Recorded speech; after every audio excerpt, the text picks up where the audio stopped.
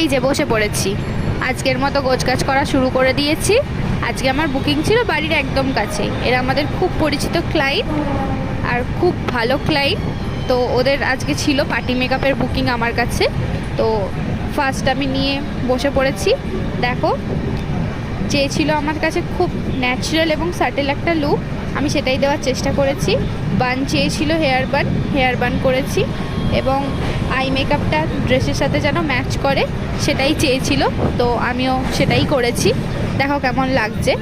এরপরে আমার ছিল সেকেন্ড ক্লায়েন্ট, এই যে আমার মিষ্টি ক্লায়েন্ট স্নেহা, ওই আমাকে আজকে বুকিং করেছিল, ওর সাথে আমার খুব ভালো সম্পর্ক।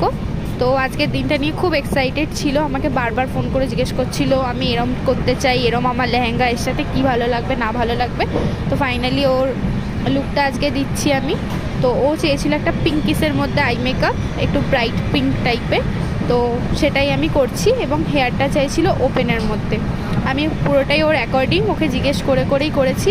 ও পুরো টাইমটা নিজে মিরর দেখতে দেখতে নিজেকে দেখছিল, এটা না ওটা না, ও নিজেই আমাকে গাইড করছিল। এরপরে হেয়ার স্টাইলটা করে আমি ওর লুকটা কমপ্লিট করেছি। ও খুব সুন্দর একটা ইয়াররিং চুজ করেছিল, সেই ইয়াররিংটা আমার খুব ভালো লাগছিলো, ওর ড্রেসের সাথেও খুব ভালো ম্যাচ করছিল। তো দেখে নাও ওর লুকটাও কেমন লাগছে, আর লাস্টে শুনে নাও রিভিউটা।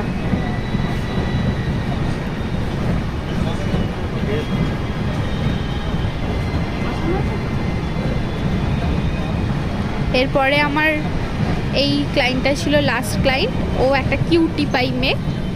ও দেখে নাও, ওকে এমনি মিষ্টি দেখতে, ওকে আর কি সাজাবো, তাতেও তোমরা দেখে নাও কেমন লাগছে ওকে। ওর হেয়ারটাও ওপেন চেয়েছিল, সেটাই করার চেষ্টা করেছি।